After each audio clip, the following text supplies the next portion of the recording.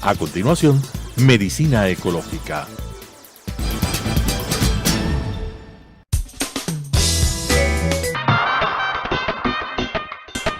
Amigos televidentes, es una enorme satisfacción continuar con nuestro programa Medicina Ecológica hacia un nuevo enfoque de la salud pública.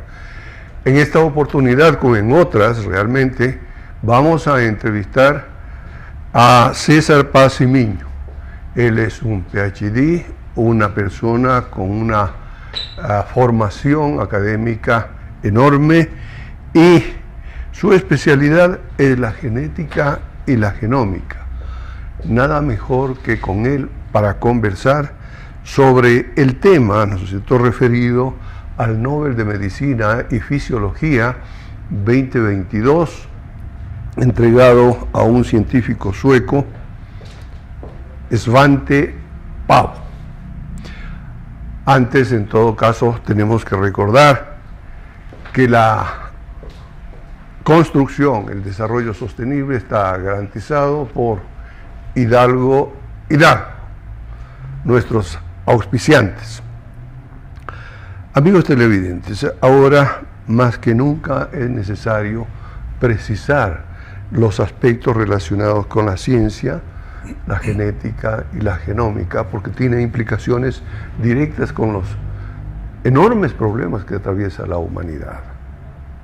Primero comencemos por dar la bienvenida a César Paz Miño, que nos ha permitido, ¿no es cierto?, algunas entrevistas siempre excelentes. Comencemos por la reconstrucción del ADN del Neandertal. Aparentemente era una tarea imposible. Explícanos sobre eso. Bueno, muchas gracias, Walter. Siempre contento de venir. El tema principal es que no se tenían las herramientas suficientes y precisas para aislar un ADN viejo, o sea, tan antiguo como 25.000 años, 250.000 años, y no se sabía cómo hacer esto. Después se fue descubriendo que algunos restos óseos guardaban buenas porciones de ADN. El ADN mitocondrial, que es importantísimo, que es una de las formas de caracterizar poblaciones, ese sí se mantiene en los huesos, se mantiene por miles de años. Y entonces una de las primeras cosas que se hizo es trabajar con ADN mitocondrial. Como se hace de la parte profunda de los huesos, se extrae, no había el factor contaminación con lo moderno, digamos así. Pero luego se fue trabajando con los huesos en realidad, y se fue haciendo como una construcción, ¿no?, por volúmenes, digamos así, del material genético.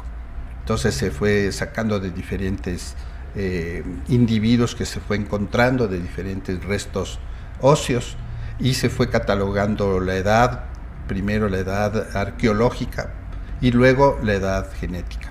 Y a través de eso se fue armando toda la estructura del ADN, no solo de los neandertales, sino de muchos grupos y de simios parecidos o que están en el árbol genealógico humano. Los neandertales son en realidad los homínidos y humanoides más cercanos. A propósito,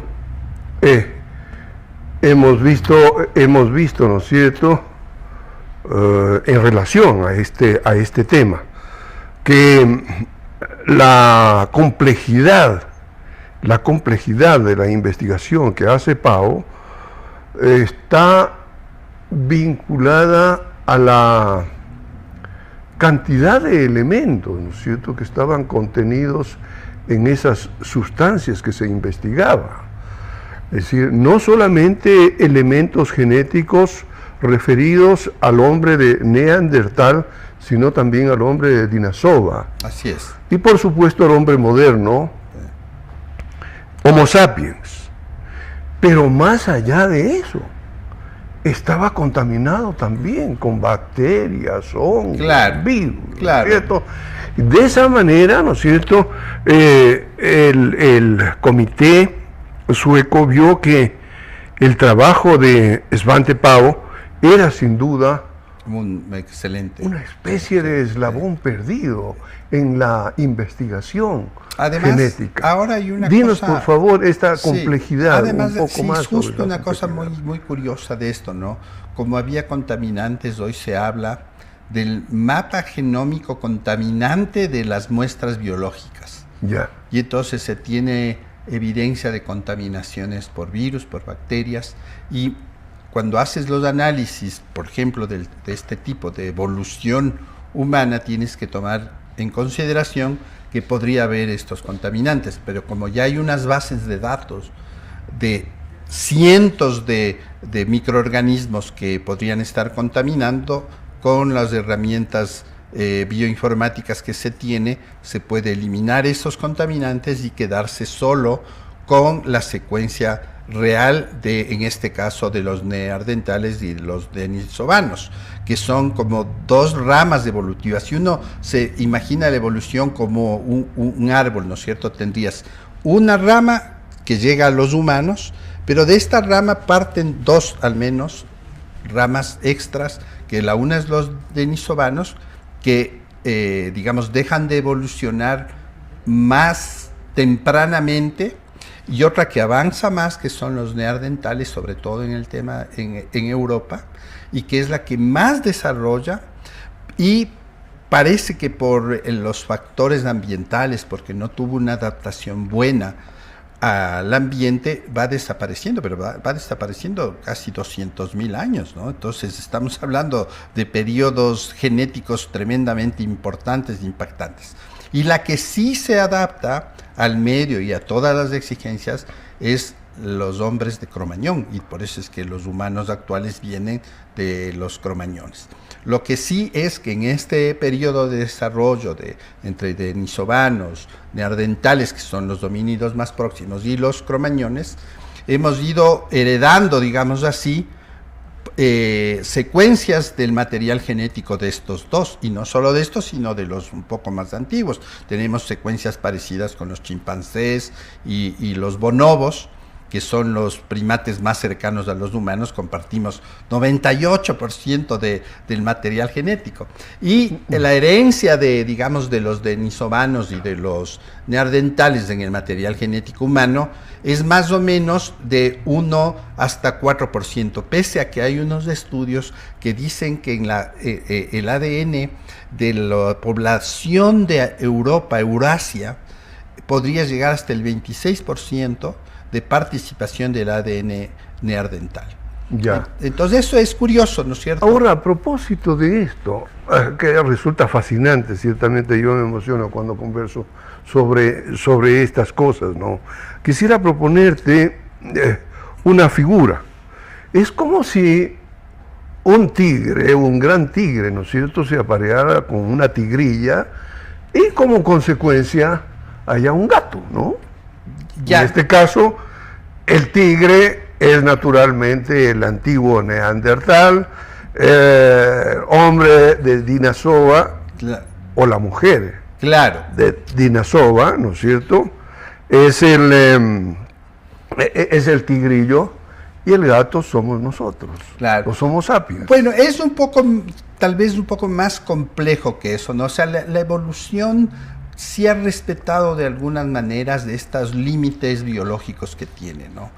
En realidad no podrías mezclar un gato con un tigre, ¿no es cierto?, en la práctica real, ¿no?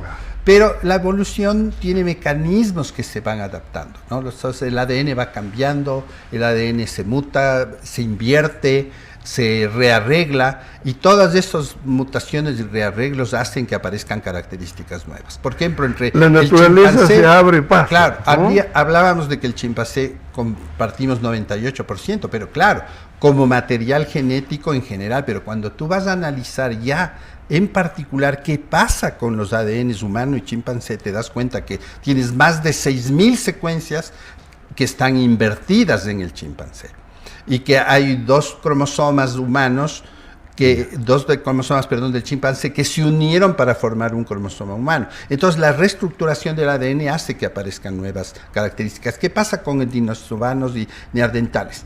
Claro, ellos son, si podríamos hablar de una coevolución de los primates y de los homínidos, de los parecidos a hombres, pero no tienen la adaptación genética y desaparecen.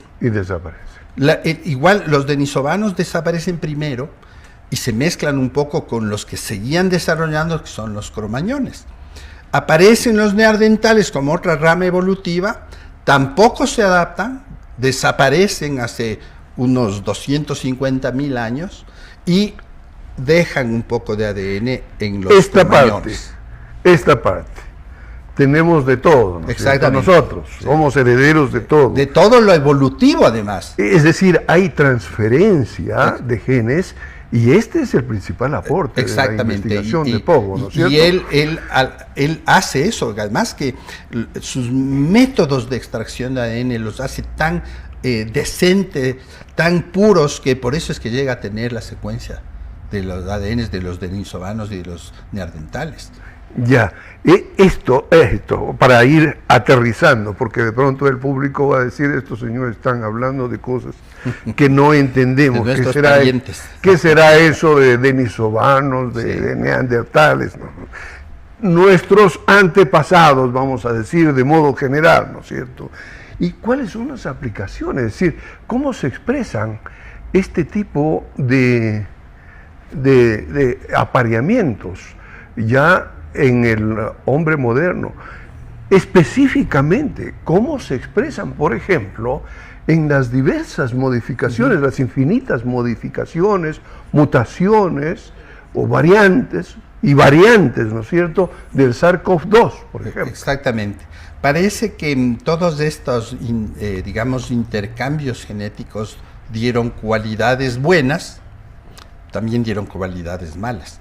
Tanto así que por eso desaparecen unas ramas, los denisovanos y los neandertales, y se adaptan los cromañones. Pero al recibir material genético de los dos, denisovanos y neandertales, adquirimos características especiales. Por ejemplo, un mejor sistema inmune.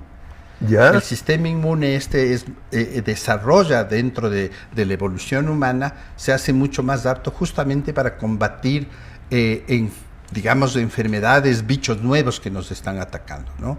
También nos adaptamos mejor a la altura, hay genes de adaptación a la altura heredados de los neandertales y los denisovanos. Tenemos también herencia de ciertas enfermedades, como por ejemplo la obesidad mórbida.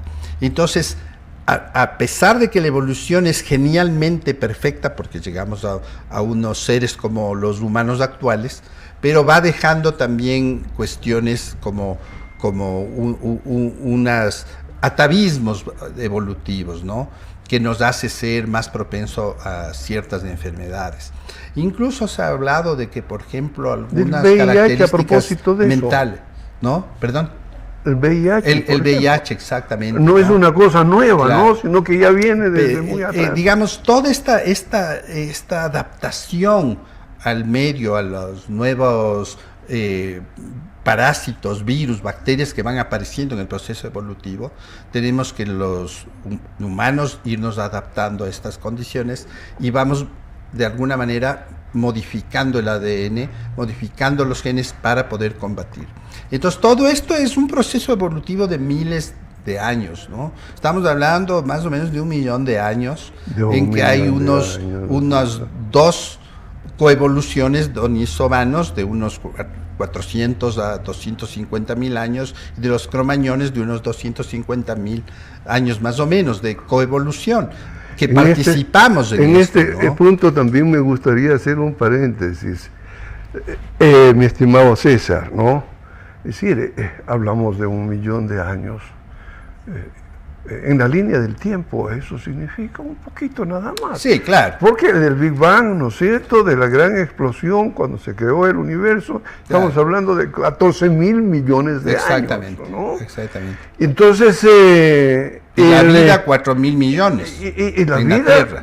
4 mil millones Claro, de años. exactamente. Y recién pues estamos hablando de un millón de años. De un milloncito. Un millón de años. Es decir, eso, todo es moderno, ¿no? Y más aún nosotros, los Homo sapiens, no tenemos sino 200 o 250 mil años de evolución.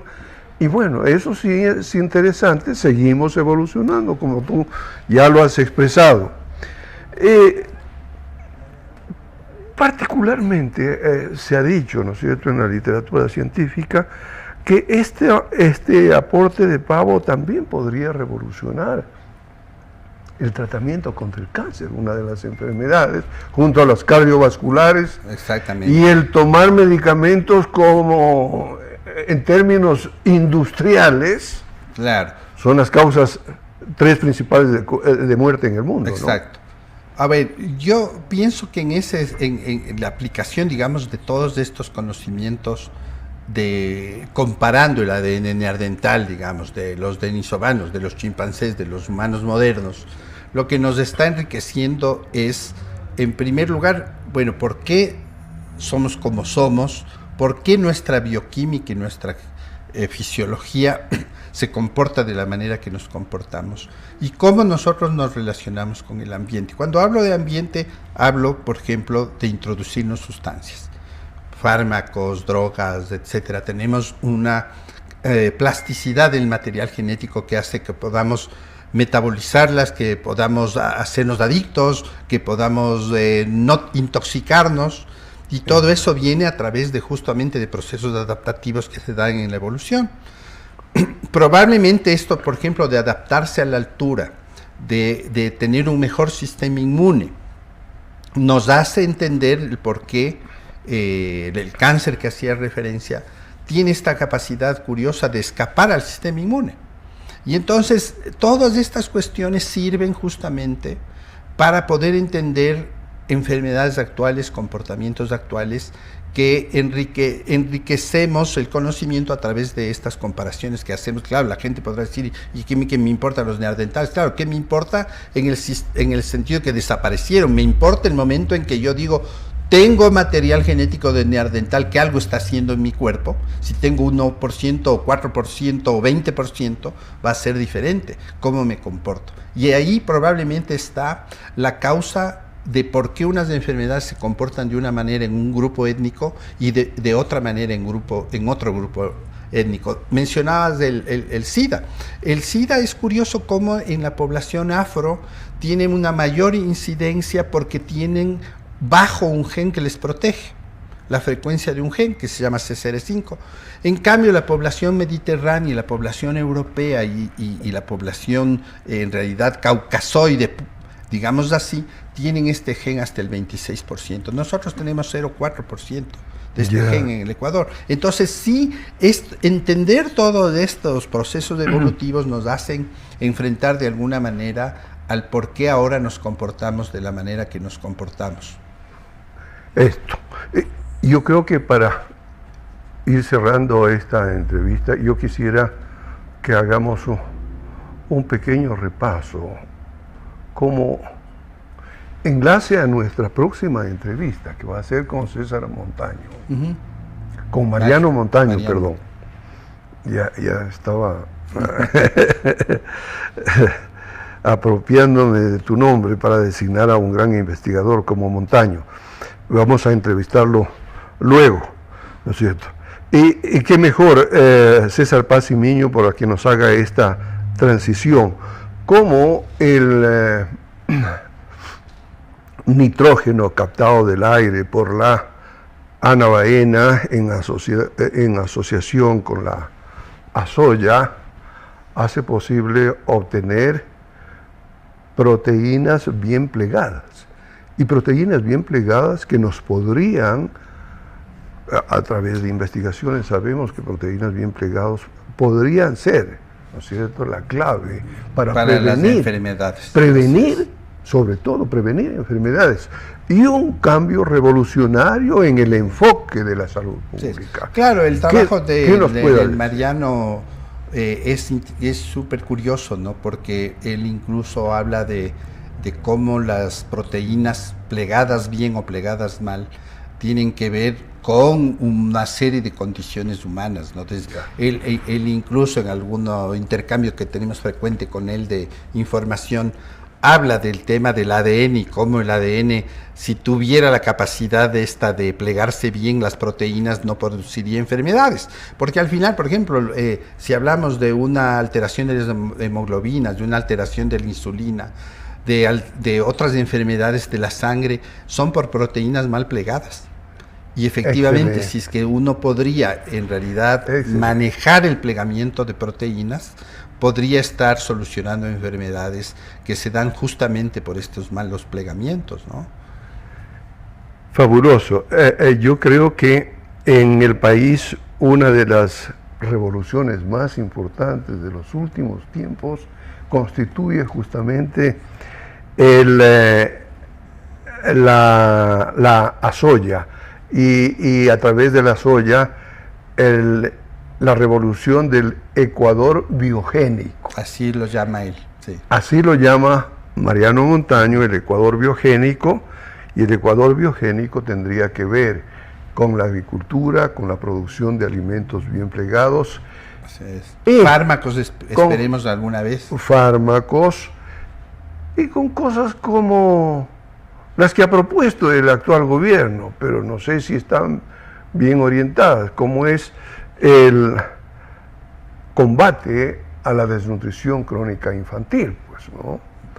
Claro que esto tendría que ver con otra cosa bien importante de un investigador también, a quien admiro mucho, y que trabaja ahora en la Universidad Internacional. Él fue jefe del CENACYT, me refiero a Manuel Valdeón.